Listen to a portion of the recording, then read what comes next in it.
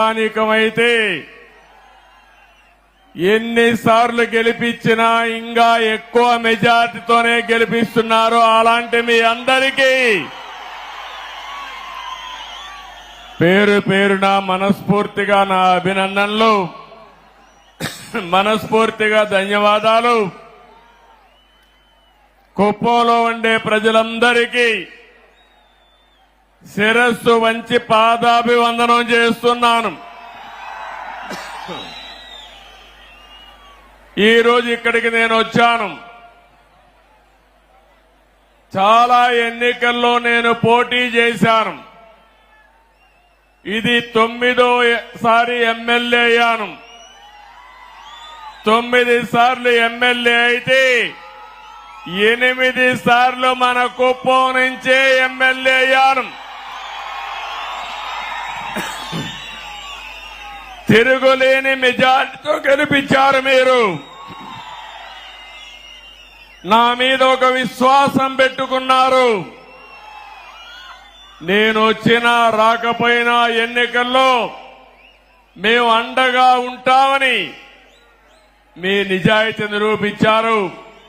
నాకు మళ్లీ జన్మ అనేది ఉంటే కుప్పం ముద్దు బిడ్డగానే పుడతాను, మీ సేవ కోసమే ఉంటాను. అలాంటి అరుదైన అనుభవం ఈ నియోజకవర్గం. ఈసారి ఎన్నికలు జరిగాయి. 164 మంది ఎమ్మెల్యేలు గెలిపించారు. వైఎస్ఆర్ కాంగ్రెస్ పార్టీని చిత్తుగా ఓడించారు. 11 సీట్లే గెలిచారు. అంటే ప్రజాస్వామ్యంలో ఎవరైనా సరే విర్ర వీగితే ఇదే గతి పడుతుందని ప్రజలు నిరూపించారని చెప్పి నేను మీ అందరికీ తెలియజేస్తున్నా.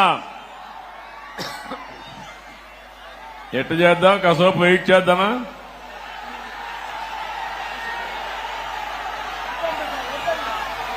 కంటిన్యూ చేద్దామా? 2 నిమిషాలు వెయిట్ చేద్దామా? ఓకే.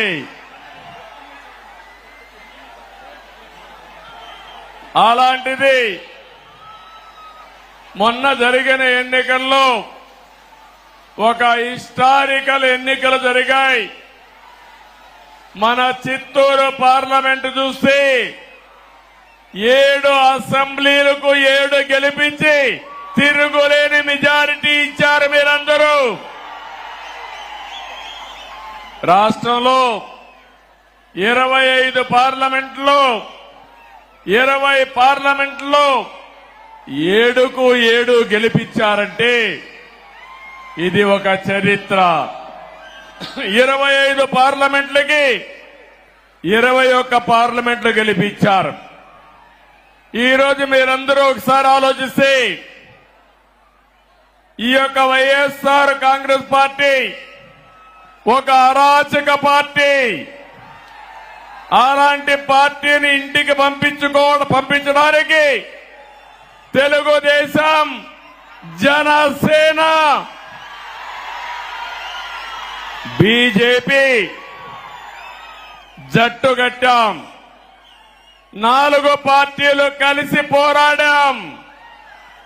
ఎన్డీఏలో భాగస్వాములయ్యాం.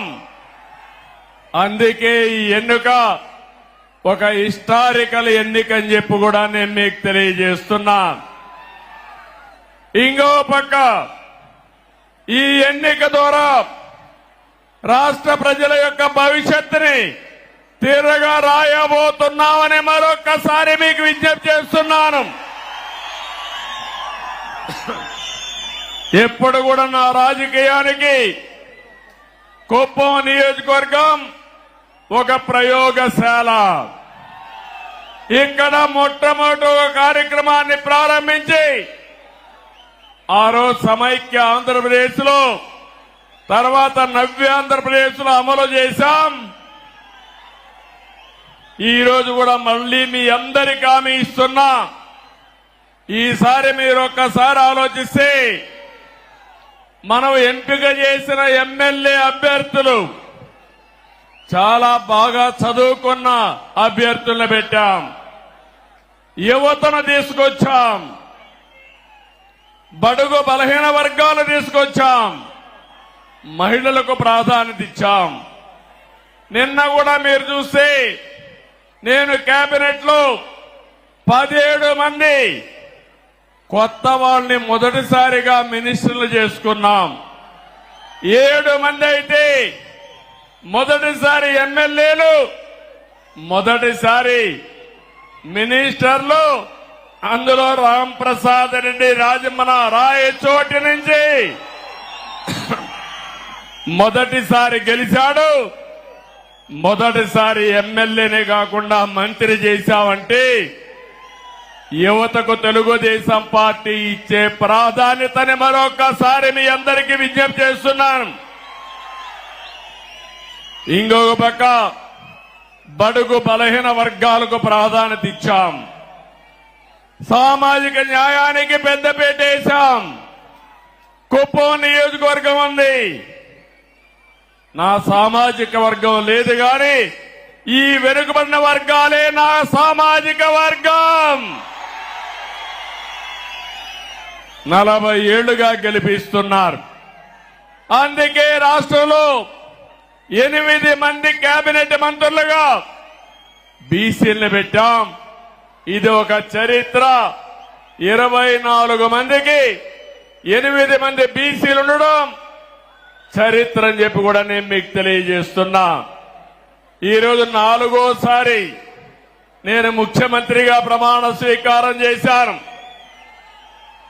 ప్రమాణ స్వీకారం చేస్తానే పోలవరం పోయాను, అమరావతికి వెళ్లాను, అసెంబ్లీ సమావేశాలు పెట్టుకున్నాం, కేబినెట్ సమావేశం పెట్టుకున్నాం.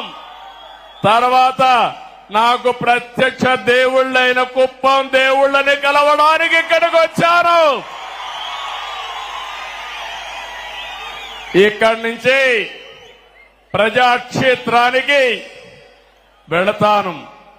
వెళ్లే ముందు మీ ఆశీస్సులు తీసుకోవాలని, మీ అందరితో కలిసి మాట్లాడాలని, మిమ్మల్ని చూడాలనే ఉద్దేశంతోనే నేను ఇక్కడికి వచ్చాను. నేను ఈరోజు ఒకే ఒక విషయం మీ అందరికీ విజ్ఞప్తి చేస్తున్నాను. నేను మీకు రుణపడి ఉన్నాను. 5 ఏళ్లలో మీ రుణం తీర్చుకుంటానని మరొక్కసారి మీ అందరికీ హామీ ఇస్తున్నా, వాగ్దానం ఇస్తున్నా. అన్ని విధాల అభివృద్ధి చేస్తాను.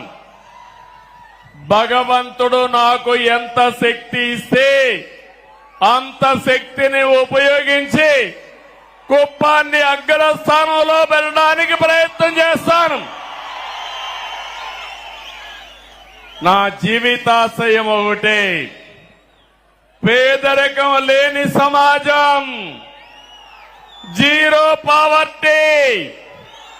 ఎక్కడ పేదవాడుంటే అక్కడ ఉంటా, మీకు అండగా ఉంటానని మీ అందరికీ హామీ ఇస్తున్నా. అందుకనే ఒక్కసారి చరిత్ర కూడా మనం ఆలోచించుకోవాలి. 1989లో మొట్టమొదటిసారిగా ఎమ్మెల్యేగా పోటీ చేశారు. ఇక్కడి నుంచి ఇప్పుడే పెద్దలున్నారు, పిల్లలకు తెలియకపోవచ్చు చరిత్ర. నేను ఆ రోజు కుప్పానికి వస్తే నేరుగా పలమనేరు నుంచి ఒకే రోడ్డు కుప్పానికి, అది కూడా సింగిల్ రోడ్డు, టెలిఫోన్లు లేవు, కాలేజీలు లేవు. అందుకే ఆలోచించా, చిత్తూరు జిల్లాలో ఒక వెనుకబడిన ప్రాంతం కోసం నేను పని చేయాలని కుప్పం నియోజకవర్గాన్ని ఎంపిక చేసుకున్నానని చెప్పి నేను మీకు తెలియజేస్తున్నా. 89, 94 మన గవర్నమెంట్ రాలేదు, అపోజిషన్ లో ఉన్నాం, పోరాటాలు చేశాం. 94 నుంచి 2004 వరకు మన ప్రభుత్వం వచ్చింది, అభివృద్ధి చేశాం. ఇప్పుడుండే అభివృద్ధి మీరు ఏ ఊరికి పోయినా సిమెంట్ రోడ్ను అడిగినా, ఊర్లో వీధి దీపాలు అడిగినా, కాలేజీలను అడిగినా, ఏ అభివృద్ధిని అడిగినా దాన్ని ఎవరు చేశారంటే తెలుగుదేశం అని చెప్పే పరిస్థితిలో ఉంది. మీ ఎమ్మెల్యేగా నేనే చేశానని మీ అందరికీ సగర్వంగా విజ్ఞప్తి చేస్తున్నా. మళ్ళీ 2004 నుంచి 14 వరకు అపోజిషన్ లో ఉన్నాం. మళ్ళీ పోరాటాలే. 14 నుంచి 19 వరకు మళ్ళా అధికారంలో ఉన్నాం. అభివృద్ధిని పరిగెత్తించాం. నా జీవితంలో ఎప్పుడూ చూడలేదు 1924. అది ఒక పేడ కళ అవునా కాదా తమ్ముళ్ళు అని అడుగుతున్నా. ఏమమ్మా ఆడబిడ్డలు అవునా కాదా అని అడుగుతున్నా. అరాచకం, అప్రజాస్వామ్యం, దౌర్జన్యాలు, రౌడీయిజం నా జోలికే వచ్చారంటే ఇక్కడ అన్నా క్యాంటీన్ పెట్టాం. ఇక్కడే అన్నా క్యాంటీన్ పెట్టి భోజనం పెట్టాలంటే ఫ్రీగా వైఎస్ఆర్ కాంగ్రెస్ నాయకులు చేసిన దౌర్జన్యాలు ఎన్నో ఒక్కసారి గుర్తుపెట్టుకోవాలి. ఎక్కడో కేజీఎఫ్ అనుకున్నాం. కేజీఎఫ్ లో బంగారం కోసం గనులు వచ్చాయి. కుప్పంలో గ్రనైట్ మొత్తం దేసేసి మళ్ళా కేజీఎఫ్ ను మరిపించే విధంగా దోపిడీ జరిగింది. అవునా కాదా అని మిమ్మల్ని అడుగుతున్నా. ఒక మాజీ ముఖ్యమంత్రిగా, ఒక ప్రజాప్రతినిధిగా, ఒక ఎమ్మెల్యేగా నేను అక్కడికి పోతే నాకే దిక్కులేదు. నేను కుప్పానికి వస్తున్నానంటే జీవో నెంబర్ 1 తీసుకొచ్చి మన మీదనే దాడులు చేసి మన వాళ్ళనే కేసులు పెట్టి 30 మందిని దగ్గర 10 మందిని 30 రోజులు జైల్లో పెట్టారు. ఏం తమ్ముళ్ళు మర్చిపోతానా, ఆడబిడ్డలో మర్చిపోతానా అని అడుగుతున్నా. నా జీవితంలో మొట్టమొదటిసారి జైలుకు కూడా పోయి మన వాళ్ళని పరామర్శించా. తర్వాత నన్ను కూడా జైల్లో పెట్టే పరిస్థితికి వచ్చారు. బాధ, ఆవేదన ఉంది. నాకు ఎవరి మీద కోపం లేదు, మీ మీద అభిమానం ఉంది. అందుకే చెప్తున్నా, కుప్పం ఒక ప్రశాంతమైన ప్రాంతం అవునా కాదా అని మిమ్మల్ని అడుగుతున్నా. మీకు ప్రశాంతత కావాలనా లేదా అని అడుగుతున్నా. ఈ రోజు మీ తరపున ఈ యొక్క ఎన్టీఆర్ మెమోరియల్, ఎన్టీఆర్ విగ్రహం సాక్షిగా చెప్తున్నా, ఎవడైనా కుప్పంలో రౌడీజం చేశారో చేస్తారు. అదే కడపటి రోజు అవుతుంది. మీకు జాగ్రత్త. రౌడీజం గాని, గంజాయి గాని, అక్రమ వ్యాపారాలు గాని ఈ ప్రశాంతమైన పవిత్రమైన కుప్పంలో చేయడానికి వీలు లేదు. అందరూ ఏకగ్రీవంగా ఆమోదిస్తారా లేదా అని మిమ్మల్ని అడుగుతున్నా. గట్టిగా చప్పట్లు కొట్టి కూడా చెప్పండి ఆమోదిస్తామని. 5 సంవత్సరాలు నేను ఒక స్పష్టమైన అజెండాతో వచ్చాను మీ దగ్గరికి. సంక్షేమానికి పెద్దపీట వేస్తాం, అభివృద్ధి పరిగెత్తిస్తాం. దానికి నమూనాగా ఈ కుప్పం నియోజకవర్గాన్ని తయారు చేస్తారని మరొకసారి మీ అందరికీ హామీ ఇస్తున్నా. మన మున్సిపాలిటీ కుప్పం పన్నులు పెంచారు గాని అభివృద్ధి చేశారా తమ్ముళ్ళు, ఆడబిడ్డలను అడుగుతున్నా.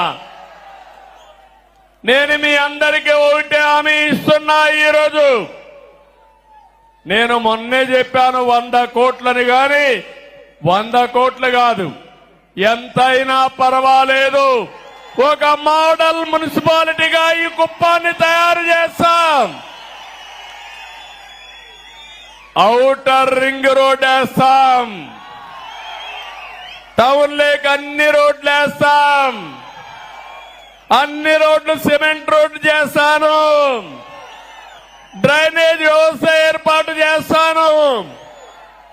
జంక్షన్లు కూడా ఏర్పాటు చేసి అవసరమైతే ఒక పరిశుభ్రమైన నగరంగా కుప్పం టౌన్ ని తయారు చేసే బాధ్యత నాదని మీ అందరికీ హామీ ఇస్తున్నా. ఈ కుప్పమే కాదు, మనకు 4 మండలాలు ఉన్నాయి. 4 మండలాలను కూడా మండల కేంద్రాలను అభివృద్ధి చేస్తా.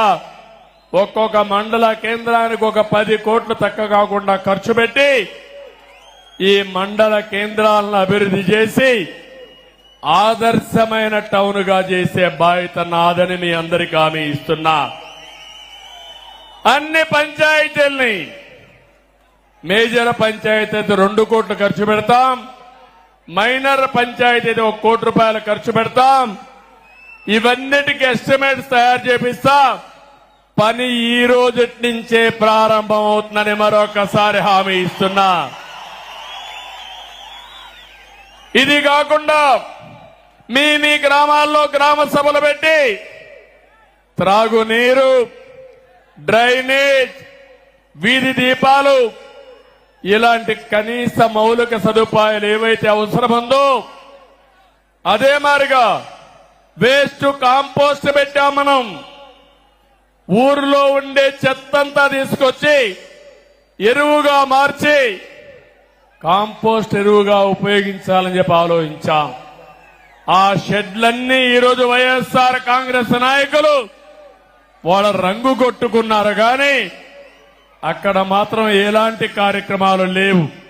అందుకే మీకు హామీ ఇస్తున్నాను, కుప్పంలో ప్రతి ఒక్క పంచాయతీ ఒక మంచి పంచాయతీగా, పరిశుభ్రమైన పంచాయతీగా తయారు చేసే బాధ్యత నాదని మీ అందరికీ హామీ ఇస్తున్నా.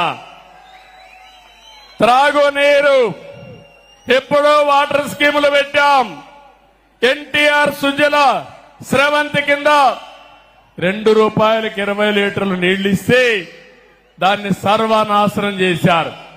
మళ్లీ హామీ ఇస్తున్నాం, ప్రతి ఒక్క ఇంటికి కొళ్ళాయి ద్వారా నీళ్లు ఇచ్చే బాధ్యత తీసుకుంటాం. ఇదే కాదు, ఎన్టీఆర్ సుజల స్రవంతి కూడా మినరల్ వాటర్ ఇవ్వడానికి ముందుకు తీసుకుపోతాం. దీనికి కూడా ఎస్టిమేట్స్ చేపిస్తా. వార్ ఫుటింగ్ లో ఈ పనులన్నీ అవుతాయని చెప్పి నేను మీకు తెలియజేస్తున్నా. ఒక పక్క అన్ని గ్రామాలకు రోడ్లు ఇప్పించే బాధ్యత తీసుకుంటాం. ఊర్లో సిమెంట్ రోడ్లన్నీ వేసే బాధ్యత తీసుకుంటాం. పొలాలకు కూడా రోడ్లు వేసే బాధ్యత తీసుకుంటామని మీ అందరికీ హామీ ఇస్తున్నా. దీనితో పొలం నుంచి ఏ మార్కెట్కు పోవాలన్నా వ్యవసాయ ఉత్పత్తులు సుజావుగా తీసుకుపోయే కార్యక్రమానికి శ్రీకారం చుడతాం. ఇప్పుడే వస్తానే పోయాను. హంద్రి నీవా కాలువ మన నాయకుడు ఎన్టీ రామారావు గారు ప్రారంభించిన కాలువ శ్రీశైలం నుంచి 730 కిలోమీటర్లు పరమ సముద్రం మన నియోజకవర్గానికి వస్తుంది. నేను ఆ రోజు 1000 కోట్ల వరకు నీళ్లు తీసుకొచ్చాను.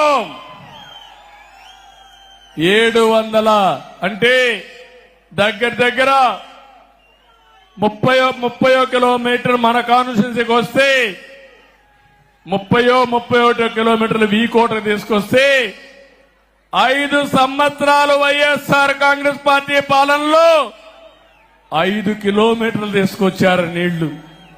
సినిమా షూటింగ్లు వేశాడు చూశారా తమ్ముళ్ళు? ఆ రోజు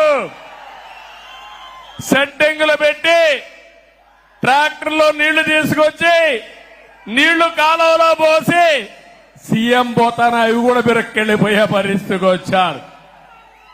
ఈ సంవత్సరం కృష్ణా నీళ్లు రావాలా లేదా అని మిమ్మల్ని అడుగుతున్నా. రావాలి అంటే గట్టిగా చెప్పండి కూడా చెప్పండి. చెప్పారు. కాంట్రాక్టర్లపై నుండే ప్రేమ వైఎస్ఆర్ కాంగ్రెస్ పార్టీకి రైతులపైన లేదు. అందుకే అన్ని ప్రాజెక్టులు పడకేశాయి. తొందరలోనే దీనిపైన వైట్ పేపర్ కూడా రిలీజ్ చేస్తున్నా. నేను మీకు హామీ ఇస్తున్నా, రాబోయే రోజుల్లో కుప్పంలో కరువు లేకుండా కరువుకు చెక్ పెట్టే బాధ్యత తెలుగుదేశం పార్టీ తీసుకుంటాం. హంద్రి నీవా నీళ్లు వస్తాయి, అన్ని చెరువులు నింపుతాం. ఇదే కాకుండా యామిగానేపల్లి, మాదనపల్లిలో 2 చెరువులు కట్టడానికి కూడా అవకాశం ఉంది. అవి కడితే 1 TMC నీళ్లు పెట్టుకునే అవకాశం ఉంది. ఇది కూడా శాంక్షన్ చేపిస్తామని చెప్పి నేను మీ అందరికీ తెలియజేస్తున్నా. ఇదే కాదు, మొత్తం పాలారులో ఎన్ని చెక్ డ్యాములు వస్తాయో అన్ని చెక్ డ్యాములు కడతాం. నీళ్లు నిల్వ పెడతాం. మీ పొలాలకు అవసరమైతే లిఫ్ట్లు పెట్టి తద్వారా నీళ్లు ఇచ్చే బాధ్యత నాది. దీన్ని ఒక పద్ధతి ప్రకారం ఆలోచించాను.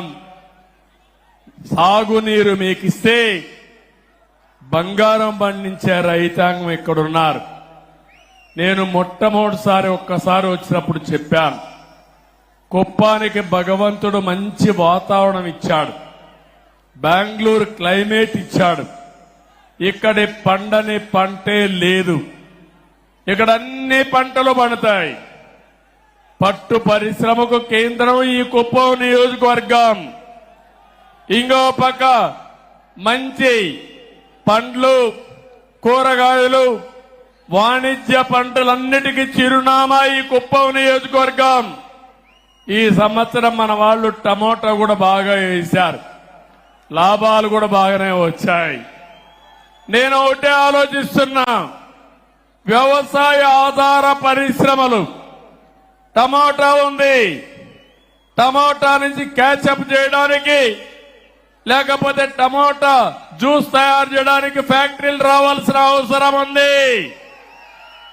ఇంకో పక్క తక్కువ ఖర్చుతో ఎక్కువ నిల్వ చేసే టెక్నాలజీలతో ఇక్కడ కోల్డ్ స్టోరేజ్ గాని ప్రత్యామ్నాయ మార్గాలు గాని వస్తే మన వాళ్ళు బ్రహ్మాండంగా టమోటా వేస్తారు, మంచి ఆదాయం వస్తుంది. ఇక్కడ పూలు పండిస్తున్నాం. పూలు కూడా ఈరోజు చూస్తే, నేను వస్తే మొత్తం నియోజకవర్గం అంతా పూల వర్షం కురిపించారు. ఈ నియోజకవర్గంలో ఎక్కడి నుంచో తేలేదు, మన పొలాల్లో పండే పూలే రోడ్డు మీదకి వచ్చాయి, వర్షాన్ని కురిపించే పరిస్థితికి వచ్చారు. చాలా గర్వంగా ఉంది. అలాంటి పూలు పండించే రైతాంగానికి మార్కెట్ ఏర్పాటు చేసే బాధ్యత నాదని మీ అందరికీ హామీ ఇస్తున్నా. కూరగాయలు గాని, అదే మరిగా పండ్లు గాని, పూలు గాని, ఇలాంటివి ఏవైతే పండిస్తున్నారో వాళ్ళందరితో, రైతులతో ఒక సమాఖ్య ఏర్పాటు చేస్తా. వాళ్ళందరి ఆలోచనలు తీసుకుంటా ఇక్కడి నుంచి నేరుగా మార్కెట్కి ఎట్ట పంపించాలనో, దానికి ఏమేమి అవసరం ఉన్నాయో అవన్నీ చేస్తా. ఎప్పుడో నా కోరిక ఇక్కడే ఒక విమానాశ్రయం తీసుకొచ్చి ఇవన్నీ కూడా కార్గో ద్వారా పంపించాలని ఒక ఆలోచన చేశాం. దుర్మార్గులు దాన్ని కూడా నిలిపేశారు. నేను ఒకటే హామీ ఇస్తున్నా, వీలైనంత తొందరలో కుప్పంలో విమానాశ్రయం కూడా వస్తుంది. ఇక్కడి నుంచి మనం పండించిన కూరగాయలు ఎయిర్ కార్గో ద్వారా విదేశాలకు కూడా పంపించే ఏర్పాట్లు చేసే ఆలోచన చేస్తున్నాను. మనం కూడా ఎవరన్నా రావాలన్నా, మనం వెళ్లాలన్నా చిన్న చిన్న ఫ్లైట్లు కూడా వస్తున్నాయి. అవి కూడా వస్తే లాజిస్టిక్స్ పెరుగుతుంది. ఇటు బెంగళూరుకి, అమరావతికి, చెన్నైకి ఈ యొక్క ఫెసిలిటీ వస్తుందని చెప్పి కూడా నేను మీకు తెలియజేస్తున్నా. ఇంకో పక్క నేను ఒకటే వ్యవసాయంలో మీ అందరినీ కోరుతున్నాను. ఒక పక్క ప్రతి ఒక్క ఎకరాలో వాణిజ్య పంటలు పండిద్దాం, గిట్టుబాటు ధర ఏర్పాటు చేసే బాధ్యత తీసుకుంటాను, మార్కెటింగ్ వస్తువులు ఏర్పాటు చేస్తాను. ఇంకో పక్క పాడి పరిశ్రమ మీరు గుర్తుపెట్టుకోవాలి.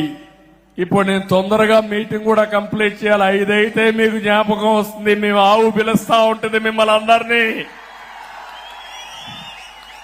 ఎందుకంటే పాలు పిండాలి. అది మీ ఎక్కడున్నా మీకు గుర్తొచ్చేస్తుంది. ఆ రోజు నేను ఇంటికి 2 ఆవులు పట్టిస్తానంటే నన్ను ఎగతాళి చేశారు. అవునా కాదా అని అడుగుతున్నా మిమ్మల్ని. ఆ 2 ఆవులే ఈ రోజు మనకందరికి జీవనోపాధి అయింది. కష్టకాలంలో వెసులుబాటు వచ్చింది. అవునా కాదా తల్లి అని మిమ్మల్ని అడుగుతున్నా. ఒకప్పుడు మగవాళ్ల పైన మీరు డబ్బులకు ఆధారపడేవాళ్లు, ఇప్పుడు మగవాళ్ళు మీ పైన డబ్బులకు ఆధారపడుతున్నారు. అవునా కాదా? అందుకే ఆలోచిస్తున్నా. ఈరోజు 3 లక్షల నుంచి 4 లక్షల లీటర్లు పాలు వస్తున్నాయని చెప్పారు.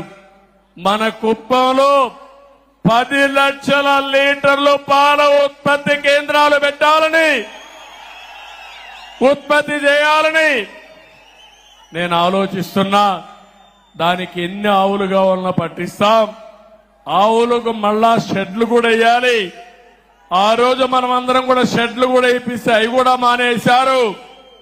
రేషన్ కూడా ఆ రోజు మనం చూస్తే ఏ విధంగా చేయాలో ప్రయోగాలు చేశాం.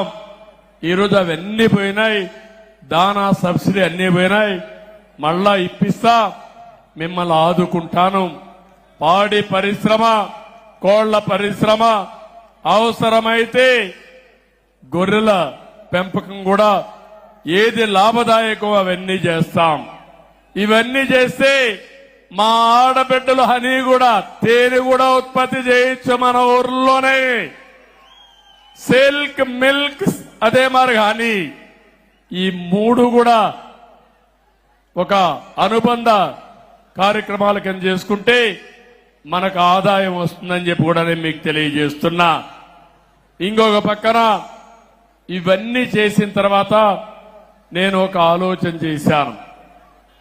నేను ఆ మాట చెప్పాను, జీరో పావర్టీ. ఏ గ్రామంలో కూడా నిరుపేదలందరూ లేకుండా వాళ్ళకి ఆదాయం పెంచడానికి ఏమేం మార్గాలున్నాయో ఆలోచిస్తున్నాను. మనకుండే పెద్ద ఆస్తి జనాభా. ఒక ఇంట్లో 5 మంది కుటుంబ సభ్యులు ఉంటారు. పిల్లల్ని బాగా చదివిస్తే జీవితంలో సెటిల్ అవుతారు. పెద్దవాళ్లు కూడా ఆదాయాన్ని, భూమి లేకపోయినా ఆదాయం సంపాదించే మార్గాన్ని ఏర్పాటు చేస్తే ప్రభుత్వం ఇచ్చే సహాయాన్ని తీసుకుంటూనే మీరు కూడా 10 రూపాయలు సంపాదించుకోవాలి. చేపను ఇవ్వడమే కాదు, చేపను పట్టే విధానం నేర్పిస్తే పేదవాళ్లకు ఎంతో వెసులుబాటు వస్తుంది. అదే నా ఆలోచన. ఈ రాష్ట్రంలో నా జీవితంలో ఒకే ఒక ఆలోచన. ఎన్టీ రామారావు గారు ఎప్పుడూ చెప్పేవాడు, పేదవాడే దేవుళ్ళు, సమాజమే దేవాలయం అని చెప్పింది ఎన్టీ రామారావు గారు. అలాంటి పేదరిక నిర్మూలన నా జీవితాశయం.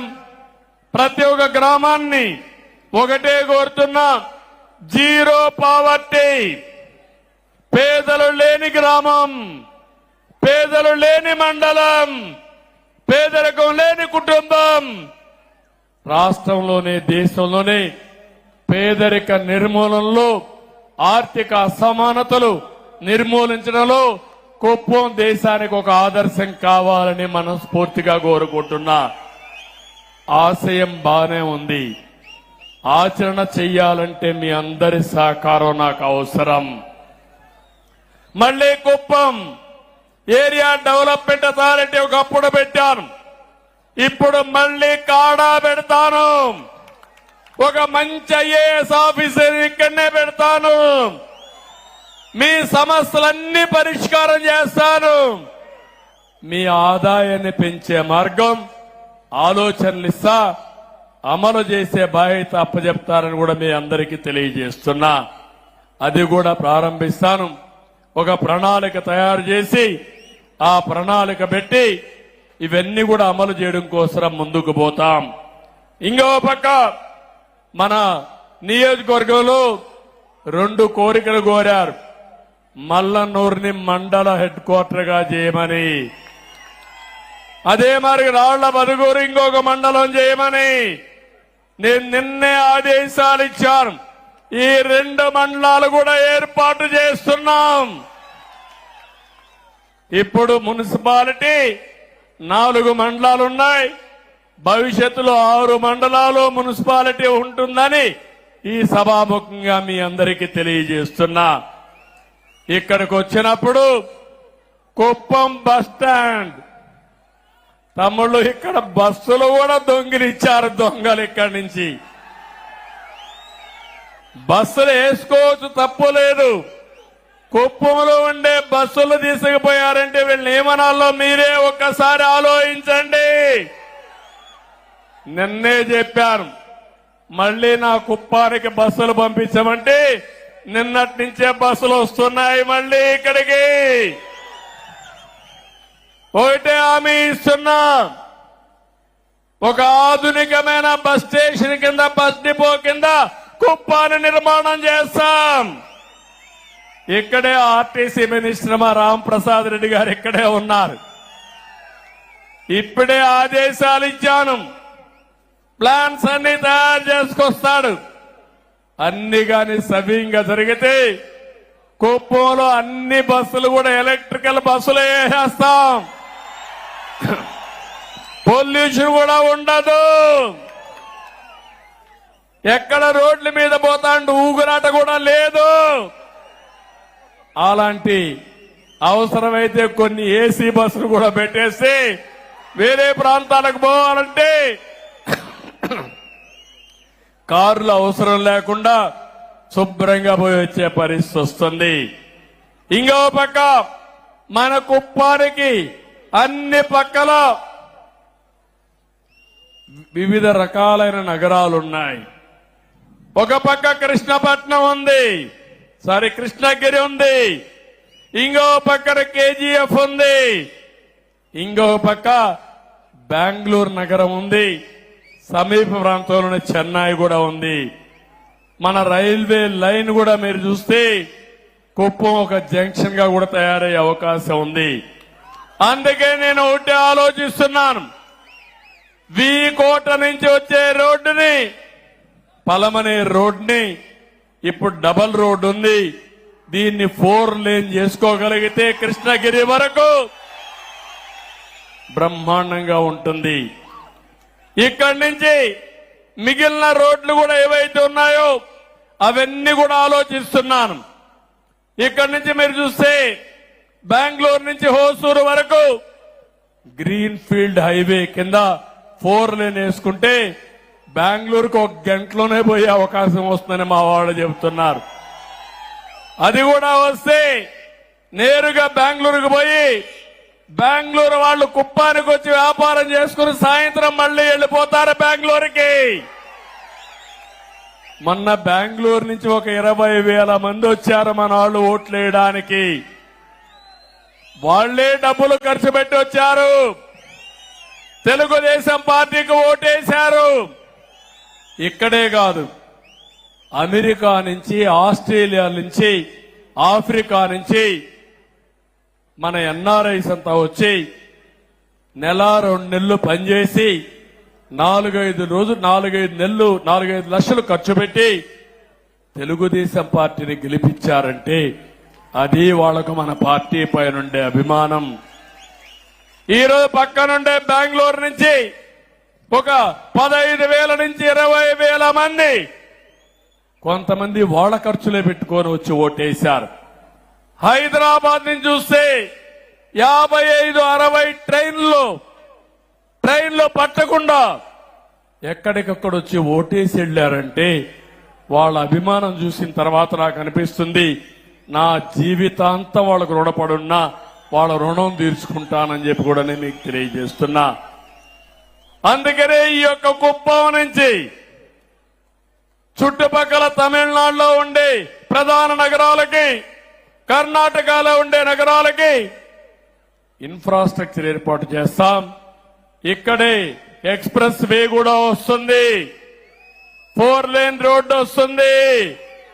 ఆ ఎక్స్ప్రెస్ వే చూస్తే మన కుప్పం దగ్గర ఎక్కడో కూడా ఒక దారి పెట్టమంటే నేరుగా బెంగళూరుకు 1 గంటలో వెళ్లిపోయే అవకాశం వస్తుంది. అది కూడా నేను గడ్కరీ గారితో మాట్లాడి ఏర్పాటు చేయిస్తానని చెప్పి నేను మీకు తెలియజేస్తున్నా. నిన్న ఎన్నికల్లో యువత బ్రహ్మాండంగా పనిచేశారు. జాబు రావాలంటే ఇదే స్లోగన్ ఎక్కడ చూసినా. అందుకే నా మీద బాధ్యత పెరిగింది. మళ్లీ ఉద్యోగాలు ఇప్పించే బాధ్యత నాది. అందుకనే ఆలోచిస్తున్నాను, మన కుప్పానికి టెక్స్టైల్ గాని, ఫుడ్ ప్రాసెసింగ్ గాని, వివిధ రకాలైనటువంటి ఇండస్ట్రీస్ రావాలి. ఇక్కడి నుంచి మనం ప్రపంచంలో ఉండే కంపెనీలకు పనిచేసే విధంగా కూడా రావాలి. ఇవన్నీ కూడా ఏ విధంగా చేయాలో నేను ఆలోచిస్తున్నా. ఒక ప్రణాళిక తయారు చేసుకుంటా. కుప్పంలో ఇండస్ట్రీస్ రావాలి. కాలేజీలు, స్కూల్స్ ఇప్పటికే మనం చాలా పెట్టుకున్నాం. కుప్పం ద్రవిడ యూనివర్సిటీ ఉంది, భ్రష్టు పట్టించారు. నేను ఒకటే ద్రవిడ యూనివర్సిటీలో నేను దృష్టి పెడుతున్నాను. మళ్ళా అడ్మినిస్ట్రేషన్ గాడిలో పెట్టే బాధ్యత నాది. 254 మందికి 10 నెలలుగా జీతాలు రావడం లేదు. 6 నెలలుగా జీతాలు రాని వాళ్ళందరికీ జీతాలు కూడా రిలీజ్ చేయమని నిన్నే చెప్పొచ్చాను. ఆ జీతాలు కూడా రిలీజ్ చేపిస్తాం. అదైన తర్వాత ద్రవిడ యూనివర్సిటీ ప్రక్షాళన చేయాల్సిన బాధ్యత ఉంది. ప్రక్షాళన చేస్తాను. ప్రక్షాళన చేసి ఒక మంచి యూనివర్సిటీగా తీర్చిదిద్దాను.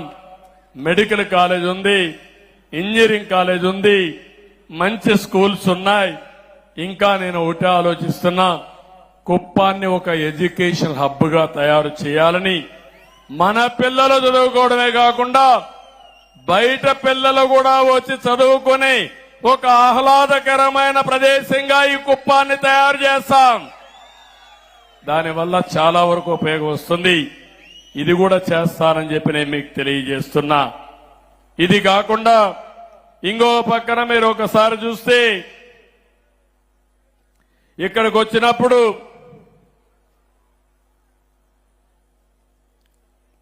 నేను కుప్పం విషయం ఇప్పుడే చెప్పాను.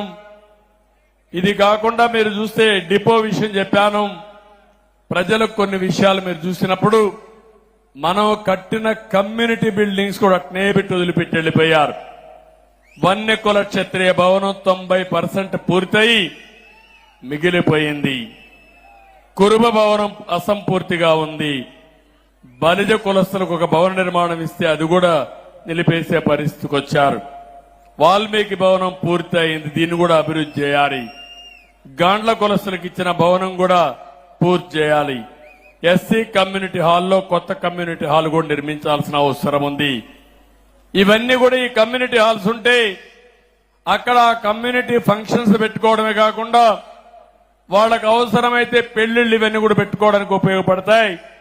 ఆ తర్వాత అక్కడే సమావేశాలు పెట్టుకుని వాళ్ళ అభివృద్ధికి ఆలోచనలు చేసే కార్యక్రమానికి కూడా శ్రీకారం చుట్టే అవకాశం ఉంది.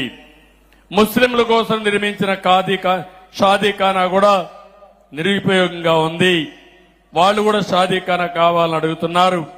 వాళ్ళదే కాకుండా వడ్డెర మొదలయ్యారు కూడా ఇచ్చాం. అక్కడ కూడా బిల్డింగ్లన్నీ పూర్తి కాలేదు. ప్రతి ఒక్క కులస్తులకు ఇచ్చిన కమ్యూనిటీ బిల్డింగులకి ఆర్థిక సహాయం చేసి పూర్తి చేసే బాధ్యత నేను తీసుకుంటాను. ఆ తర్వాత మీరందరూ చేయాల్సింది మీరు ఆ సమావేశాలు పెట్టుకుని మీ కమ్యూనిటీ అభివృద్ధి కోసం మీరు కృషి చేయండి.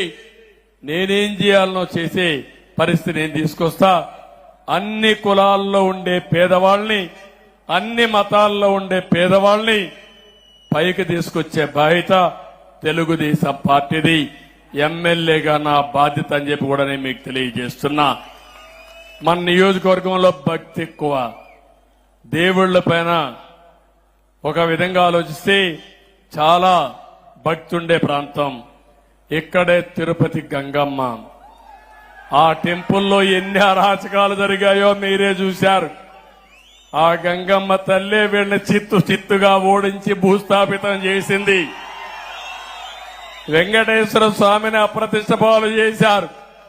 వెంకటేశ్వర స్వామిని ఊరూరు తిప్పారు పెళ్లిళ్లకు, పేరంటాలకి.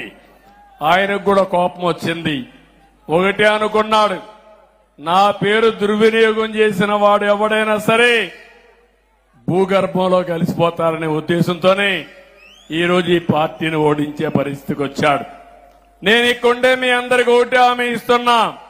తిరుపతి గంగమ్మ, మల్లప్ప కొండ, బేటరాయ స్వామి ఆలయం, కనకనాశనమ్మ ఆలయం, రాళ్ల బదుగూరులో ఉండే కోదండ రామాలయం, యామగానపల్లి ధర్మరాజుల ఆలయం, ఇవన్నీ కూడా పెద్ద ఎత్తున అవసరమైతే డబ్బులు ఖర్చు పెట్టి అభివృద్ధి చేసే బాధ్యత నాది.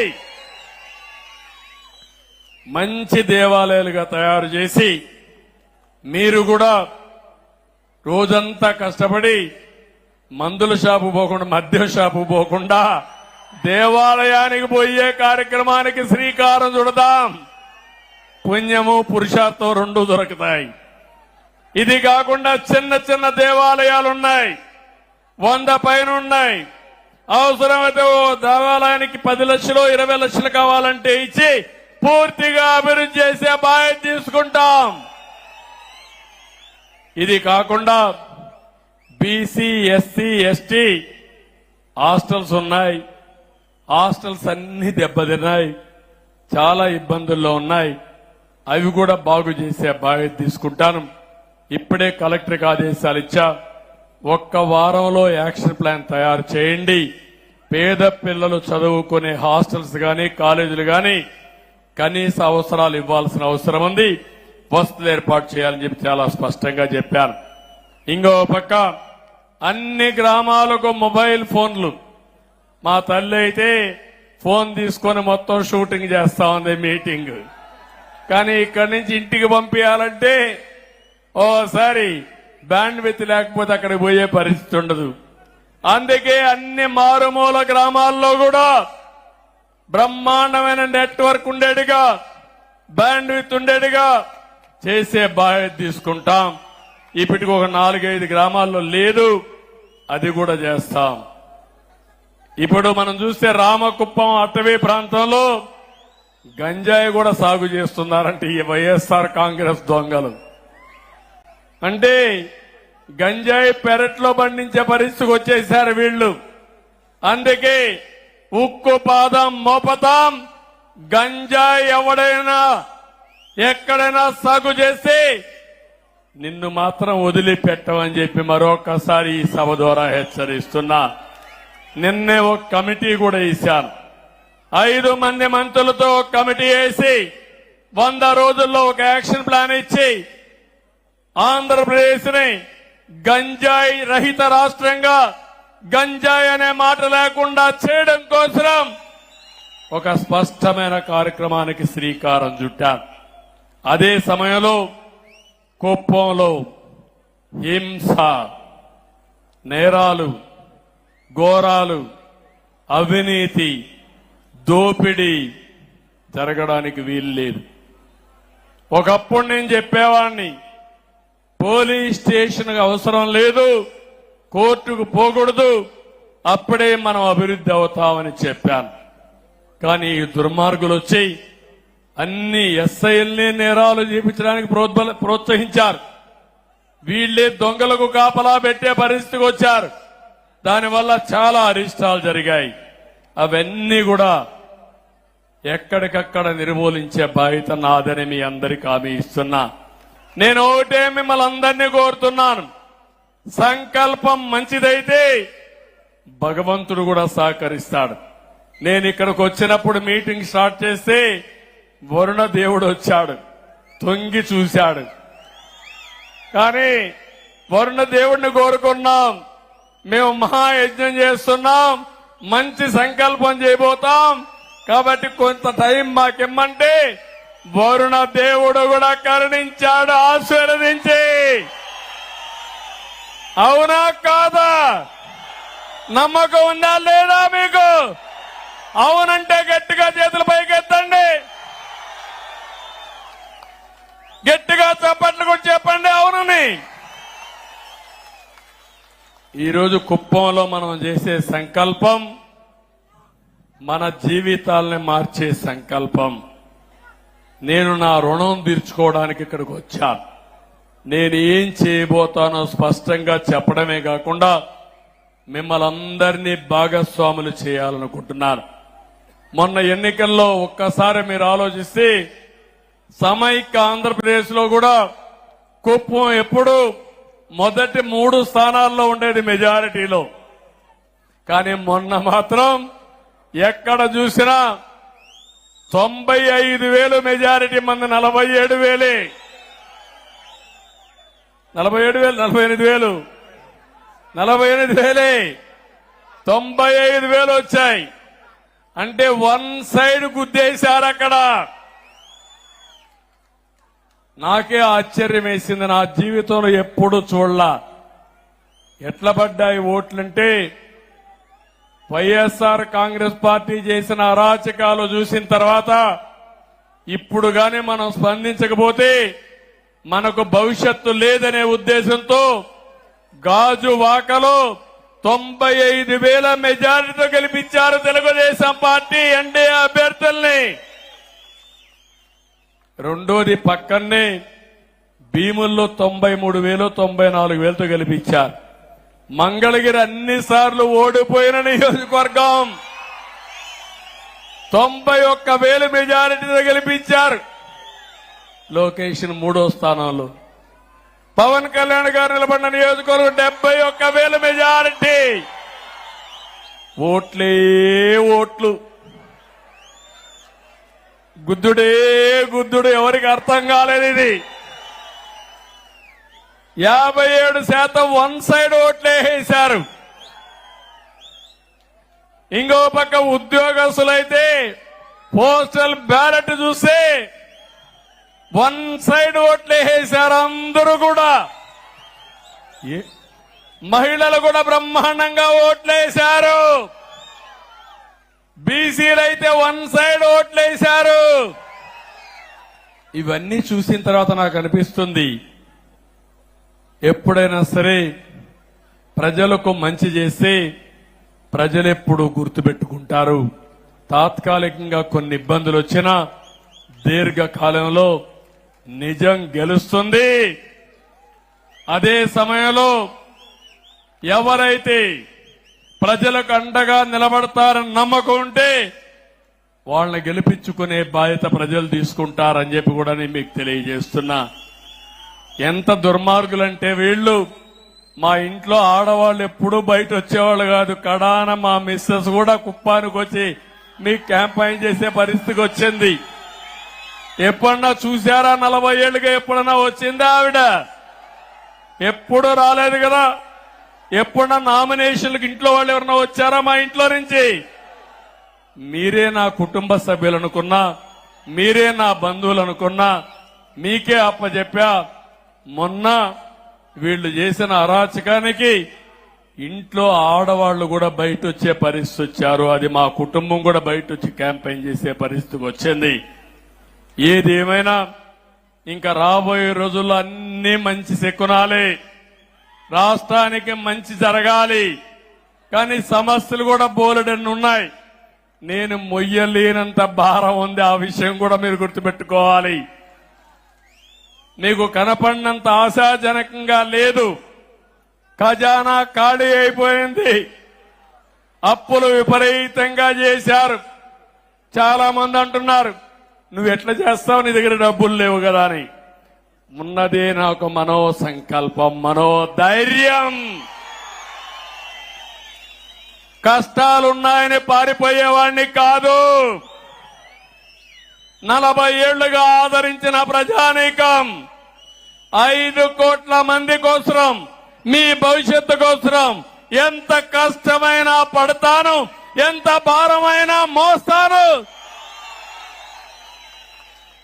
తిరిగి ఈ రాష్ట్రాన్ని గాడిన పెట్టే బాధ్యత నాదని మరొక్కసారి మీ అందరికీ తెలియజేస్తున్నా. ఒక పక్కన నిన్న మొన్న నేను గాని మిత్రుడు పవన్ కళ్యాణ్ గారు గాని మొత్తం ఒకసారి చూసావు లెక్కలన్నీ. ఇంకా లెక్కేస్తున్నాం, అంతుబట్టడం లేదు మాకు.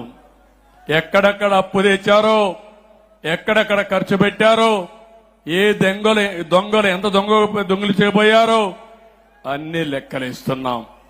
అందుకే రాబోయే రోజుల్లో మొట్టమొదటి కేబినెట్ లో రాష్ట్ర వాస్తవ పరిస్థితులు మీకు తెలియడానికి 7 వైట్ పేపర్లు పబ్లిసైజ్ చేస్తున్నా. నేను ఒకే ఒక విషయం మిమ్మల్ని అందరినీ కోరుతున్నాను. నేను చాలా సార్లు మీకు ఒక మాట చెప్పాను, ఈ రాష్ట్రం మనది. మేము ఈ రాష్ట్రానికి ట్రస్టీలు మాత్రం. కొంతమంది దొంగలు, స్వార్థపరులు ఈ రాష్ట్రాన్ని మొత్తం దోచేసే ప్రయత్నం చేశారు, మీకు నష్టం చేసే పరిస్థితికి వచ్చారు.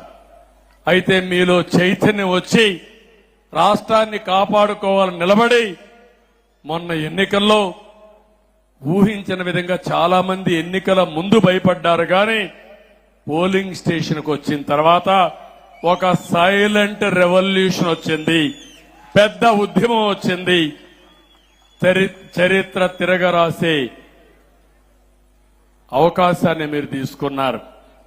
అందుకే మేము 7 వైట్ పేపర్లు చూస్తే, 1 రాష్ట్ర ఆర్థిక పరిస్థితి, 2 పోలవరం సాగునీటి ప్రాజెక్టులు పూర్తిగా విధ్వంసం చేశారు, 3 అమరావతిని సర్వనాశనం చేశారు, 4వది మీరు ఒకసారి చూస్తే ఎక్కడ చూసినా మద్యం ఏరులై పారి నాసిరకం మద్యం తెచ్చి ఈ పేద ప్రజల ప్రాణాలు తీసే పరిస్థితికి వచ్చారు.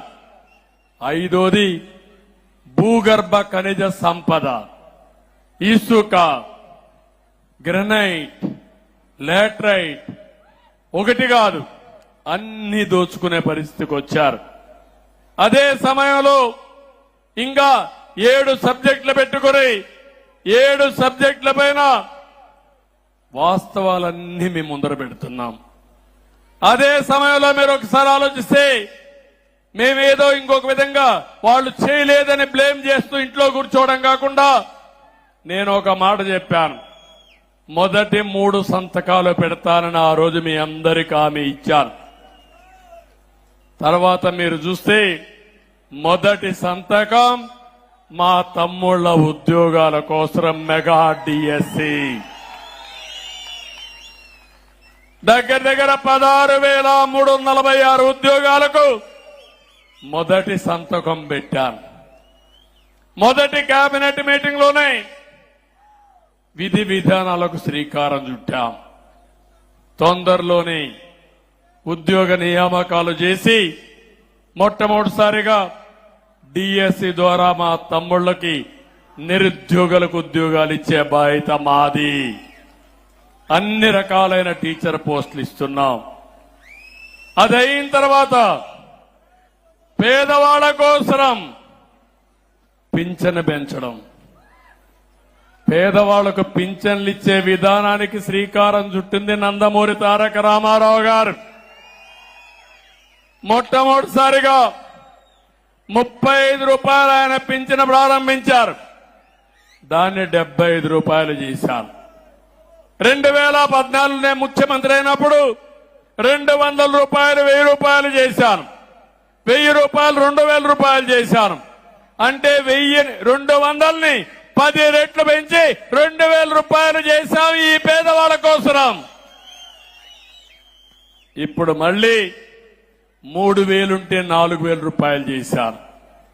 ఏప్రిల్ నుంచి ఇస్తానన్నాను. అందుకే 65,30,000 మందికి జూలై 1వ తారీఖున 7,000 రూపాయలు డబ్బులు ఇచ్చే బాధ్యత. ఆ రోజు ఎన్నికలప్పుడు చెప్పారు, వాలంటీర్లు లేకపోతే మేము ఇంటి దగ్గర పింఛన్ ఇవ్వలేమని. సచివాలయ ఉద్యోగస్తులతో మొదటి తారీఖున మీ ఇంటికే పింఛన్లు పంపించే కార్యక్రమానికి శ్రీకారం చుట్టాం.